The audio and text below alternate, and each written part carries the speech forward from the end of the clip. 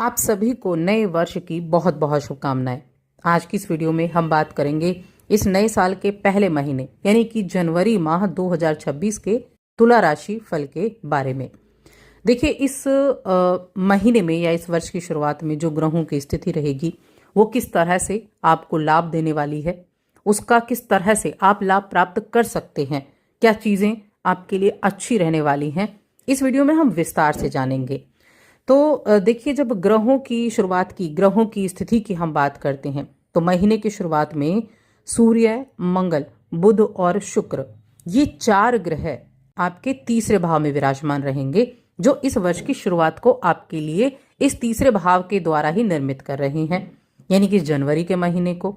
बाकी ग्रहों की स्थिति जो है वो एज इट इज, यानी कि जहां बैठे हैं वहां रहेगी। जैसे राहु 5वें में है, शनि 6ठे में है और गुरु बृहस्पति 9वें भाव में है और केतु एकादश भाव में है। लेकिन ये जो 4 ग्रह हैं, ये 4 ग्रह ही राशि बदलेंगे, तो इसीलिए आपका तीसरा भाव और चौथा भाव सबसे ज्यादा एक्टिव इस महीने रहने वाला है। तो ये जो ग्रहों की स्थिति होगी और इससे जो योग बनेंगे, किस तरह से आपके जीवन के हर एक क्षेत्र में प्रभाव देंगे। कार्य क्षेत्र हो गया, फाइनेंशियली आपकी ग्रोथ हो गई, आपके रिलेशंस हो गए, शिक्षा हो गई, और वीडियो के अंत में मैं आपको बताऊंगी कुछ ऐसे महत्वपूर्ण उपाय जो इस वर्ष की शुरुआत से ही आप करते हैं तो उसके रिजल्ट आपको बहुत अच्छे से देखने को मिलेंगे। जय माता दी दोस्तों, आप सभी का स्वागत है हमारे यूट्यूब चैनल में। मैं बात कर रही हूँ इस महीने जनवरी माह में ग्रहों के गोचर के प्रभाव के द्वारा इस राशिफल के बारे में। तो यहाँ सबसे पहले मैं कार्य क्षेत्र की ही बात करूंगी, यानी आपके करियर की बात करूंगी कि करियर आपका कैसा इस जनवरी के महीने में रहेगा। जैसे कि अभी हमने शुरुआत की तो जाना कि 4 ग्रह आपके तीसरे भाव में होंगे, जिसमें आपके पहले भाव के स्वामी दूसरे भाव के स्वामी भी हैं। ये दोनों ग्रह भी एक साथ तीसरे भाव में बैठे हुए हैं। तो मैं कहूँ ये महीना बहुत अच्छे से आपके लिए शुरू हो रहा है, यानी नए वर्ष की शुरुआत अच्छी आपके लिए हो रही है। नौकरी करने वाले जातकों के लिए सबसे पहले बात करते हैं। देखिए, जो इस राशि के जातक नौकरी करते हैं, आपके चौथे भाव के स्वामी होते हैं, आपके चौथे नहीं, आपके 10वें भाव के करियर के भाव के स्वामी होते हैं चंद्रदेव, और आपके 6ठे भाव के स्वामी होते हैं शनिदेव।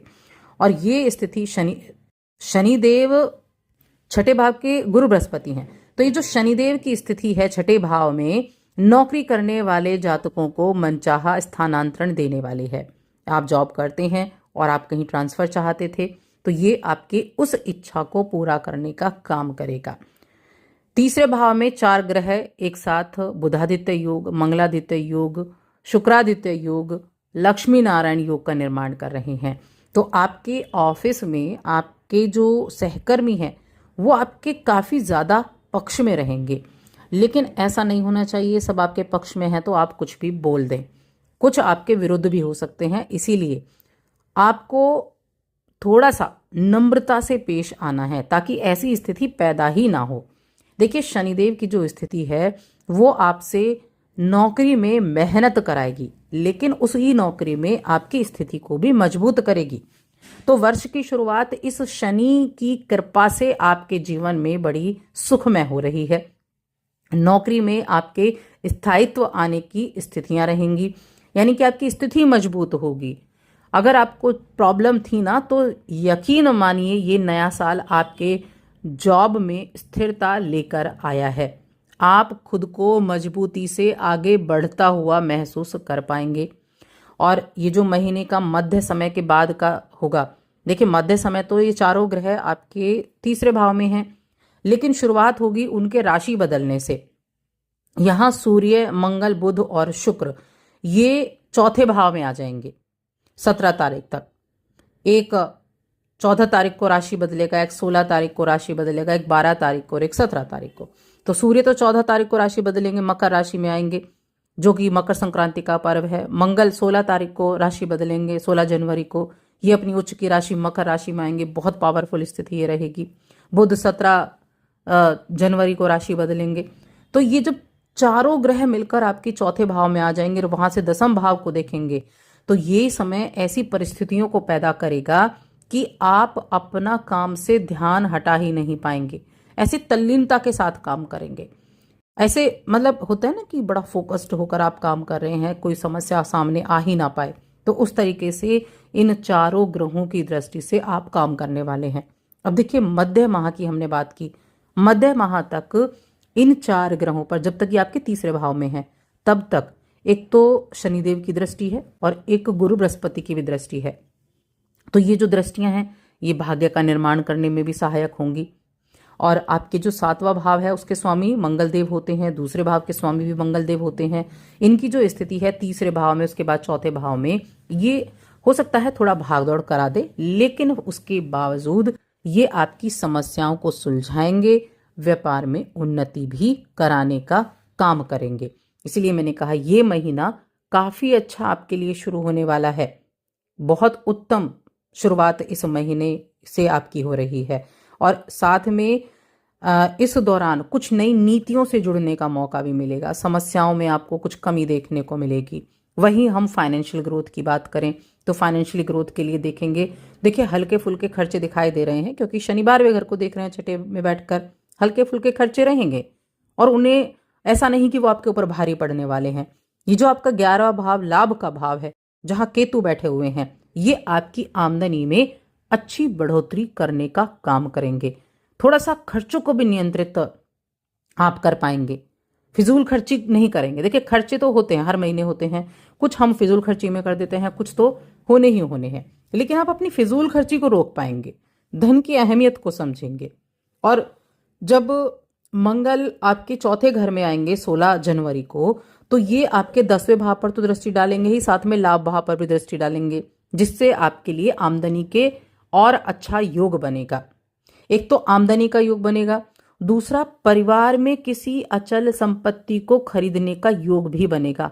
चौथा भाव प्रॉपर्टी का भाव भी है, भूमि का भाव भी है, और चौथा भाव चौथे भाव में जो मंगल बैठे हैं प्रॉपर्टी के कारक भी हैं। आपके परिवार में आपकी स्थिति मजबूत होगी, परिवार में सामाजिक दायरा आपका मजबूत होगा। अच्छी सफलता देने वाला ये महीना रहेगा। आपको बस थोड़ा, जब आप निर्णय लेंगे ना किसी भी चीज के लिए, तो उसमें थोड़ा पेशेंस रखने की आवश्यकता होगी। इस महीने में धन का सदुपयोग कैसे कर सकते हैं ये कोई आपसे सीखे। हानि को भी रोकेंगे। और शेयर मार्केट की बात करते हैं तो देखिए, शेयर मार्केट में निवेश आप कर रहे हैं तो ये महीना अच्छा है, बहुत अच्छे रिजल्ट आपको देखने को मिल सकते हैं, लेकिन अच्छे विशेषज्ञ से सलाह लेकर करें, या फिर अगर आपको इतनी नॉलेज है तो उसके बेस पर आप करें। लेकिन हाँ, मैं ये जरूर कहूंगी फाइनेंशियली ग्रोथ इस महीने बहुत अच्छी रहेगी। चलिए अब रिश्तों की बात करते हैं। प्रेम जीवन की बात करें तो पंचम भाव में तो राहु विराजमान हैं और पंचम के स्वामी छठे में बैठे हुए हैं। तो एक तो होता है राहु खुलकर सोचने का मौका देता है, भ्रमित भी करता है, लेकिन साथ में राहु प्यारी प्यारी मीठी मीठी बातों से सबको अपनी बातें मनवा भी लेता है। तो ये चीजें रहेंगी। खुश रखने की कोशिश करेंगे, प्रेमी को प्रेमिका को कामयाबी मिलेगी, आपकी बातों पर विश्वास होगा। और होता है ना, कई सारे लोग जो बड़ बोले आप कह लीजिए, या फिर आप कह लीजिए कि जरूरत से ज्यादा तारीफ करना, चांद तोड़कर आपके लिए ले आऊं, इस तरह की चीजें, तो ये आपके साथी के चेहरे पर मुस्कुराहट लाएंगी बातें, क्योंकि आपका काम है बातों के जरिए उनको मनाना। और ये चीजें असंभव नहीं, ये संभव है और ये बड़े आसानी से आप कर पाएंगे। तो जितना प्रयास करेंगे रिश्ता अच्छा होगा, मजबूत होगा, विश्वास बढ़ेगा। और अगर आप विवाहित हैं तो ये महीना शुरुआत में थोड़ा कमजोर दिखेगा, क्योंकि सप्तम के स्वामी तीसरे भाव में चतुर्ग्रही योग बना रहे होंगे, लेकिन सप्तम के बाद ठीक हो जाएगा। देखिए जब तक तीसरे भाव में रहेंगे ना मंगल, तब तक थोड़ा सा अहम का टकराव, संघर्ष ये रहेंगे, कहा सुनी हो जाए, उसके प्रबल योग बनेंगे। लेकिन जब इनका राशि परिवर्तन हो जाएगा और ये सारे चौथे घर में आ जाएंगे, यहाँ तक कि मैं कहूँगी 16 जनवरी के बाद, तब आप के जीवन साथी के साथ स्थितियां अच्छी होंगी। थोड़ा सा फिर भी ध्यान रखना है। और लेकिन अपने जीवन साथी के नाम से अगर आप कोई व्यापार शुरू करना चाहते हैं तो उसके लिए ये महीना बहुत अच्छा है, बहुत अच्छा है अगर आप अपने जीवन साथी के नाम से कोई कार्य शुरू करना चाहते हैं। पारिवारिक जीवन की बात करते हैं तो पारिवारिक जीवन के मामले में मैं कहूँगी अच्छा रहने वाला है, और परिवार की आमदनी में इजाफा होने वाला है, संपत्ति में इजाफा होने वाला है। परिवार के द्वारा यानी आपके परिवार में ही चल अचल संपत्ति खरीदने का योग है। माता पिता के स्वास्थ्य का ध्यान रखें, उनका स्वास्थ्य प्रभावित हो सकता है। और माता के साथ आपकी बॉन्डिंग अच्छी रहेगी। भाई बहनों के साथ थोड़ा सा बनाकर चलें, क्योंकि तीसरे भाव में 4 ग्रह बैठे हैं जो छोटे भाई बहनों का है, तो वहाँ उनकी स्थिति थोड़ी सी कमज़ोर रह सकती है, उनको थोड़ा स्वास्थ्य संबंधी परेशानियां भी रह सकती हैं। तो इसलिए परिवार में वैसे तो स्थितियां ठीक ठाक सी हैं, लेकिन पारिवारिक जीवन में माता पिता की सेहत खराब होना, भाई बहन की सेहत खराब होना, ये चीज़ें रह सकती हैं। अब शिक्षा की बात करेंगे, यानी कि स्टूडेंट्स के लिए ये महीना कैसा रहने वाला है। तो पंचम भाव, जिसको हमने प्रेम का भाव भी कहा, यही शिक्षा का भाव भी होता है, जहां पर राहु विराजमान है। स्टूडेंट्स के लिए मैं कहूँगी ये महीना बहुत अच्छा है। आपको अपनी सफलता प्राप्ति के लिए प्रयास करते रहना है। बहुत अच्छे रिजल्ट आपको इस महीने में देखने को मिल सकते हैं। आपको अच्छी अपॉर्चुनिटी मिल सकती हैं। अगर हायर एजुकेशन से जुड़े हैं तो बहुत उत्तम लाभ आपको देखने को मिलेंगे। गुरु बृहस्पति की भी जो स्थिति है वो भी आपके लिए उच्च शिक्षा के अच्छे योग बनाएगी। तो स्टूडेंट्स के लिए अच्छा हो गया। अब आपकी सेहत की बात करते हैं। आपकी सेहत के लिए ये महीना कैसा है? तो छोटा मोटा परेशानियां रह सकती हैं, जैसे आँख, नाक, गला, इन चीज़ों से संबंधित कुछ परेशानियां आपको देखने को मिल सकती हैं। तो एक तरह से कह सकते हैं ENT से जुड़ी हुई प्रॉब्लम हो सकती हैं। ट्रैवल करते हैं तो थोड़ा सावधानी बरतें और कहीं ना कहीं उपाय ज़रूर करें। उपाय क्या करने हैं? शुक्रवार के लिए आप, यानी शुक्रदेव के लिए आप एक तो उपाय कर सकते हैं। शुक्रदेव के लिए क्या उपाय करना है? एक तो बीज मंत्र का जाप करें, शुक्र के बीज मंत्र का जाप करें, या ओम महालक्ष्मी नमः, महालक्ष्मी के मंत्र का भी आप जाप कर सकते हैं। शनिवार के दिन पीपल के वृक्ष के नीचे एक सरसों का तेल का दीपक जलाएं, या फिर तिल के तेल का दीपक जलाएं। ये 2 चीज़ें आप ज़रूर करें। ज़रूर करेंगे तो बहुत अच्छे रिजल्ट आपको उससे देखने को मिलने वाले हैं। तो बस आज की इस वीडियो में इतना ही।